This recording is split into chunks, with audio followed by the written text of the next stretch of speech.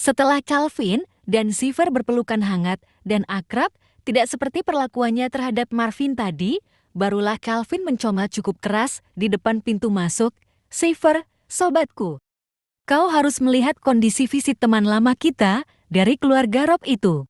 Belum sempat Xavier menjawab, pacarnya yang mengenakan atasan berwarna pink, berlarian kecil hingga betis, dan pahanya kemana-mana. "Hai, hai," sata Viola sungguh ceria. Dia langsung merangkul Xavier dari samping. Xavier memperhatikan sosok Marvin dari atas sampai bawah, berkali-kali. "Badanmu tidak terlalu kurus setelah berhari-hari keluar dari buih." Xavier berdecak. "Kagum, aku harap kau membawa perubahan baik meskipun statusmu sebagai mantan napi itu tetap melekat padamu." Pas baru keluar dari sana, badan Marvin memang agak sedikit kurus, namun karena selama ini dia makan makanan yang bagus dan tak lupa berolahraga, badannya yang memang keren perlahan mulai kembali seperti sedia kala. Marvin tetap santai dan kalem. Dia dan Jennifer tetap memberikan sapaan yang ramah kepada Xavier dan Viola. Namun, Xavier dan Viola memang agak belagu meskipun jika dilihat dari strata sosial dan background keluarga. Malah keluarga Rock dan keluarga Winston masih lebih baik daripada keluarga mereka. Viola menatap remeh ke Jennifer dan berkata, "Sudah lama kita tidak berjumpa. Aku kira kau sudah dapat suami pengganti atau suami sementara begitu. Rupanya, kau tahan juga selama setahun nungguin si teroris." Mendengar itu, Jennifer cukup terhenyak. Dia mengerutkan alis dan membalas, "Meskipun suamiku di penjara selama 10 tahun, aku akan terus setia. Aku harap kau berhenti menuduh suamiku teroris, karena aku yakin kalian punya TV dan ponsel untuk selalu mengupdate berita." Ada cebikan kasar di bibir Viola tatkala mendengar pembelaan yang heroik dari Jennifer. Setelah merendahkan orang, dia akan meninggikan dirinya, padahal orang yang mendengar itu jelas lebih tinggi daripadanya. Viola memperbaiki kuncir satunya, lalu berkata, "Ya, aku selalu tahu berita tentang kalian. Kau Jennifer, meski Winswill milik keluargamu sendiri, hingga saat ini posisimu di sana tidak jelas. Daripada sepertimu, masih mending aku karena aku sudah menjadi salah satu staf bendahara di Rockville.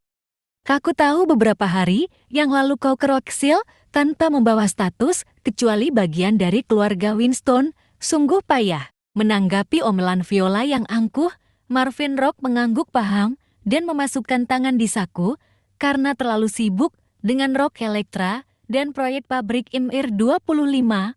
Marvin tidak banyak tahu tentang Rockville, termasuk keberadaan staf bendahara menyebalkan ini. Marvin bertanya, "Kau baru bekerja di sana?"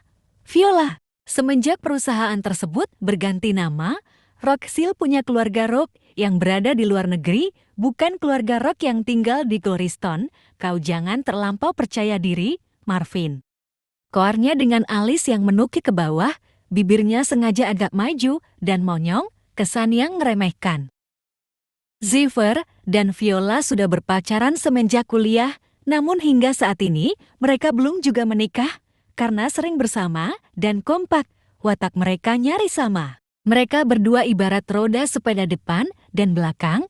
Jika salah satunya bergerak, satunya yang lain juga ikut bergerak. Setelah menarik napas dalam-dalam dan menghembuskannya perlahan, Xavier menatap Marvin dan berkata, "Rockville yang telah mengirimkan minyak mentah ke Winswill untuk jatah selama 1 tahun. Jennifer tersentak kaget. Dari mana mereka tahu? Apa hubungannya dengan keluarga Rock? Apa jangan-jangan karena itu Marvin suaminya ada hubungannya dengan pengiriman tersebut? Jennifer bertanya-tanya sendiri. Marvin mengawasi Xavier dan Viola secara berganti. Wawasan kalian berdua bolehlah, kebiasaan mengurusi hidup orang lain yang sudah mendarah daging, rupanya semakin lama levelnya semakin naik. Aku salut. Siapa yang tidak tahu dengan krisis yang dialami Winswill dan Rock Electra? Ya, karena itulah kau membangun startup baru Jory Daily sebagai sebuah representasi dengan pribadi yang suka kepo dan hobi menyebarkannya ke publik. Xavier dengan model rambut French crop-nya melipat tangan di dada dan membalas, "Baguslah kalau kau membaca Dick Jory Daily. Jika belum install aplikasinya, kau harus segera menginstalnya sekarang juga. Aku pastikan informasi di dalamnya akurat dan transparan. Akhirnya Marvin bertemu dengan sang CMO-nya secara langsung. Dari kemarin-kemarin, dia ingin sekali berjumpa dengan orang dari Glory Daily, namun masih belum punya waktu. Glory Daily umurnya masih sangat muda, belum juga 2 tahun. Tetapi, karena berita yang mereka tampilkan sering trending, nama mereka cepat naik dan dikenal oleh publik. Media ini paling getol memberitakan tentang Marvin dituduh sebagai pelaku teroris. Marvin divonis 3 tahun penjara, kemudian krisis yang dialami oleh bisnis keluarga Rock dan Winston, dan baru-baru ini Glory Daily yang paling banyak mengeluarkan pemberitaan soal kedekatan Marvin dan Elaine. Glory Daily merupakan salah satu pihak yang harus bertanggung jawab atas semua hal yang menyebabkan nama Marvin menjadi buruk di mata warga Cemisland, khususnya di Glorystone. Aku tahu kalau kau adalah CMO-nya, teman lamaku. Aku pikir kau akan selalu sibuk, justru kau mau datang ke acara seperti ini, ucap Marvin dingin.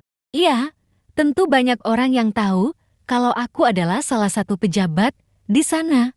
Sejak kuliah aku paham tentang teknik pemasaran yang baik, makanya aku tidak kesulitan dalam mengincar posisi CMO. Kau tetap Xavier yang pandai bicara. Lalu Marvin melirik Jennifer dan berkata, wajar, kalau dulu kau sempat menjadi sales mobil dan kami tidak menyangka kalau akhirnya kau akan sukses bekerja di jurnalistik. Jennifer mengulas senyum seraya melempar pandangannya ke arah pintu masuk. Jika dia meresponsnya dengan terlalu bersemangat, tidak enak juga sudah tampil menawan, tapi terbahak-bahak di depan umum. Beda cerita ketika berada di kamar dan berdua saja dengan suaminya. Marvin menggagahkan diri dan berkata, kontrak kerjamu di Glory Daily hanya tersisa tidak lebih dari beberapa jam lagi. Xavier, putih mata Xavier melebar. Hah? Apa yang kau bicarakan, mantan napi? Kemudian, dia tertawa cukup besar dan meneruskan, aku sudah dikontrak selama 5 tahun, kecuali jika perusahaan itu dimiliki oleh orang lain. Marvin menatapnya serius.